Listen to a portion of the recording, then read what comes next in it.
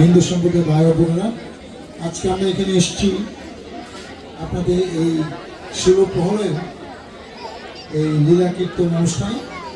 এটা একটু আমাদের জন্য বিব্রত, কারণ আমরা যখন ধর্মীয় আচার করি তখন আমরা আমাদের ইচ্ছা মতো মনের মতো করি। কিছু কিছু পর্ব আছে যেখানে আপনি ইচ্ছা করে দূরেও দাঁড়িয়েও দেখতে পারবেন, আসতে পারবেন না, কিন্তু আপনারা সবসময় আমাদেরকে আপনাদের অনুষ্ঠান চলাকালীন জোর করে নিয়ে আসেন, আইসা জোর করে মাইক দিয়ে দেন। এখনই বলতে হবে, অনুষ্ঠানে অনেক ভাব গাম্ভীর্য আমরা নষ্ট করে ফেলি।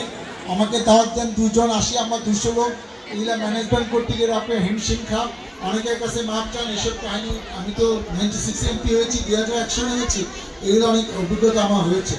আমাদের দেশ এগিয়ে গেছে, যারা জীবন দিল অনেক বছর পরে, কিন্তু মানুষের পরিবর্তন এখনো হয়নি, কিন্তু এখন পরিবর্তন করতে হবে। এই নিয়ম আমরা চাই না আমি এইসব শুনবো 1 ঘন্টা 1/2 ঘন্টা, আমাকে এইসব বক্তৃতা দিতে হবে, এটা প্রয়োজন আছে আমি মনে করি না। এবং আগামীতে এরকম যে একটা উদাহরণ আমি দেখাবো যে আসলে আমাকে তো আপনারা চিনেন, কেন আমাকে সমস্ত কিছু স্টপ করে আমাকে বক্তৃতা দিতে হবে, আমি এটা রহস্য বুঝি না। আমি আসছি, আপনারা দেখলেন, এটি তো যথেষ্ট। বক্তৃতা পর্ব কমায় দিতে হবে, কাজ বেশি করতে হবে, সম্মান বেশি করতে হবে, মানুষকে সুযোগ দিতে হবে। আজকে দেখেন বাসুদা যে দাদা আসছেন, উনি কেন্দ্রীয় নেতা, উনি কত বড় নেতা আপনারা জানেন না। আপনি 1 মাস খুঁজে অনেকে খুঁজে পাবেন না, দেখা করতে পারবেন না। উনি অতিথি, আমি তো এটা আমার এলাকা, আমি তো অতিথি না। এটা বুঝতে হবে কাকে কীরকম সম্মান দিতে হয়, কাকে কীরকম গুরুত্ব দিতে হয়, এবং সেইটাই দিতে হবে।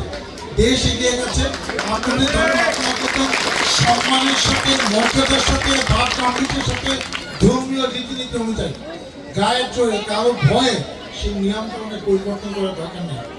এখন এই নিয়ম চেঞ্জ করতে হবে। এর জন্য স্বাধীনতা যুদ্ধ হয়নি।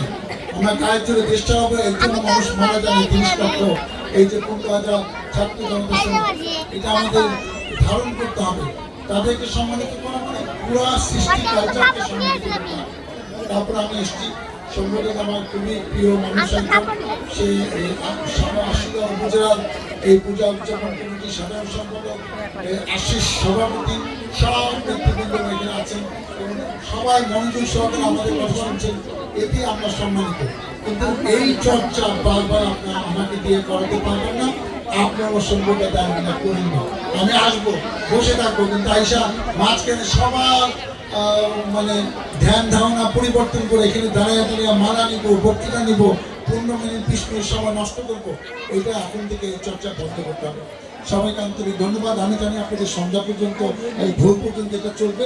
আপনারা আপনাদের আচার, আপনাদের মনের মতো, আপনাদের ধ্যান ধারণার চেতনায় নেন।